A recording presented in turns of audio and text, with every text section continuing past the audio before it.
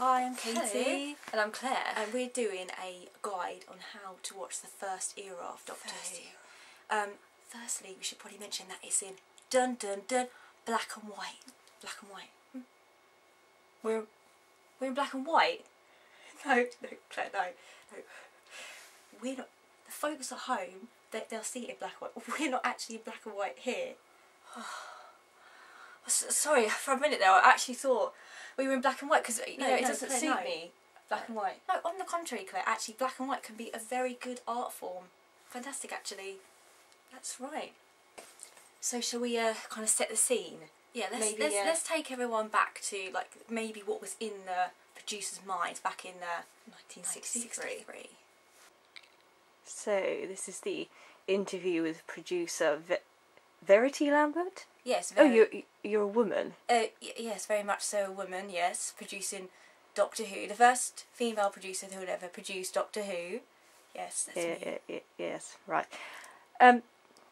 First things first. Who I hear you've cast William Hartnell as the right. Doctor. Can you tell us a bit about that? Well, it was a very thorough process for the role of Doctor Who. I'd seen Bill in a great film, This Sporting Life, where Bill played a homosexual sports coach, and I was flabbergasted by his portrayal. So I couldn't find him at first, but after I'd scoured the old folks' homes, there he was, and he really was a wonderful actor, brilliant, and he was a little older than we first conceived, but we're really pleased with the choice. Oh, so there you are. You said you wanted a catchy title, so well, you see, I came up with a few. Well, I wrote a long decisive essay about why it should be courses, but then I just thought, anyway, basically, these were the ideas, you see. As you can see, the one with the underlined twice, is the one we went for, because, Doctor Who is he? But then, well, it did occur to me that, well, people might get confused. Is he a real doctor? Which he isn't. But Doctor Who,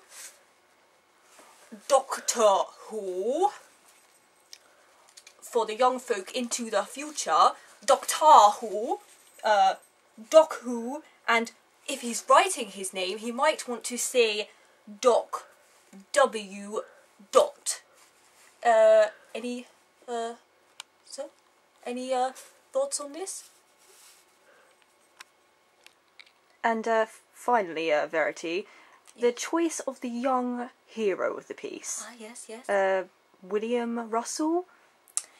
Well, it was important in casting for Doctor Who that we had a man for the male viewership to identify with, really like action hero. And there's a relatively kind of famous actor at the time, a man named William Russell from The Adventures of Sir Lancelot. I'd seen him briefly in it.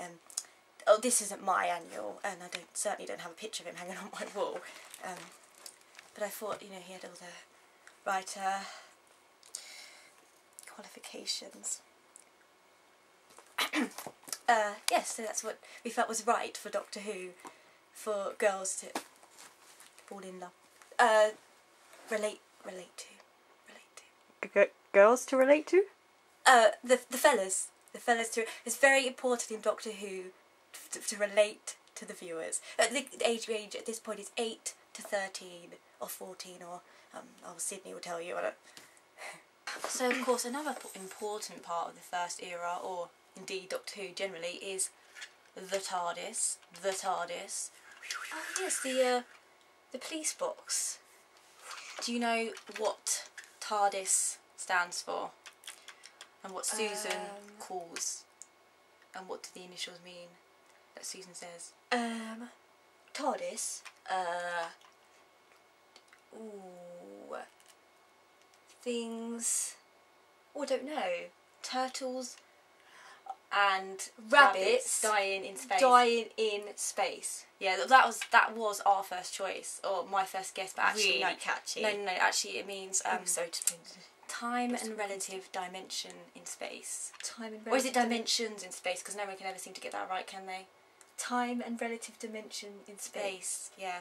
It honestly, it makes sense when you think about it, much more than the turtles dying. Right, and this is the man who will.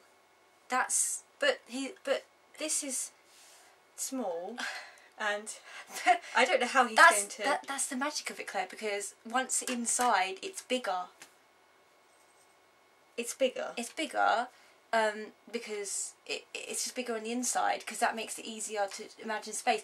Though judging by Studio D at Lime Grove, I mean, it would be better if it was smaller on the inside. I mean, I was going to say, because if it was really that size, well, even if it was blown up, it would be the size of a cupboard. you'd just be standing in it like this. So that's make for some How- interesting characterisation. Okay, so the character of the male, not the doctor, but the secondary male, is called Cliff Chesterton. You know, Cliff Richard.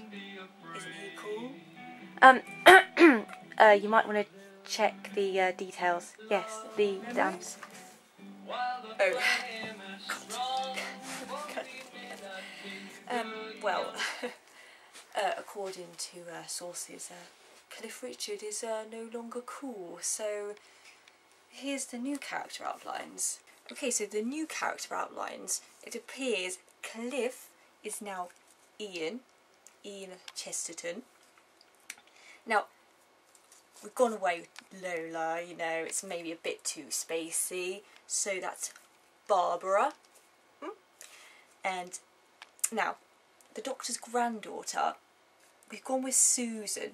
We did think of Suzanne for a time, and before that, it was Biddy, which does sound a bit old. You agree? Well, anyway, so Susan is the granddaughter of our star, the Doctor, or Doctor Who. Most people call him the Doctor, or grandfather, but mainly the Doctor. And he, as it says in finer print, an alien on exile from his own planet. What does it say here? Oh, yes. Is mistrustful of humans. Great character device, wouldn't you say? Eh? Hi, viewers. I'm outside the not-so-famous Lime Grove Studios, where history is about to happen, because the first ever Doctor Who episode is about to be filmed right in there, and there is mass hysteria around. Well, it's just me, but they don't know what I know. So let's try. Shall I try and get inside? Let's try and get inside. Okay. Seems to be a bit of security. Just bear with me a second. Anyway, I'm in. Oh my god. I think I can see Mr. Hartnell. Mr. Hartnell! What the fuck? Mr. Hartnell! Can I have an autograph, please? Oh! Oh. He's a bit busy at the moment, I think. He didn't want to talk. Oh, no. There's Jacqueline Hill over there. I think I'll go and chat and get all the the girls, as they go into their makeup and, you know, get their hair done. Jacqueline, you must really spend a lot of time having your hair done to get to that booth on. I mean, that is like engineering. Anyway, back to you in the studio. Also, did you know, Claire, that the TARDIS is meant to adapt to its surroundings like a chameleon, so it would change to adapt in and blend in. Oh, that's very interesting, isn't but it? they decided to actually keep it as the original, you know, chameleon of the, you know, the police box. So, say this show became popular, then in years to come, it'd be a sort of iconic symbol of the 60s culture and youth, and it would remind us that that's where Doctor Who started, by having this police box, an iconic symbol of the 60s. That sounds absolutely brilliant, but no, they just, really, they just didn't have the money to turn it into anything else.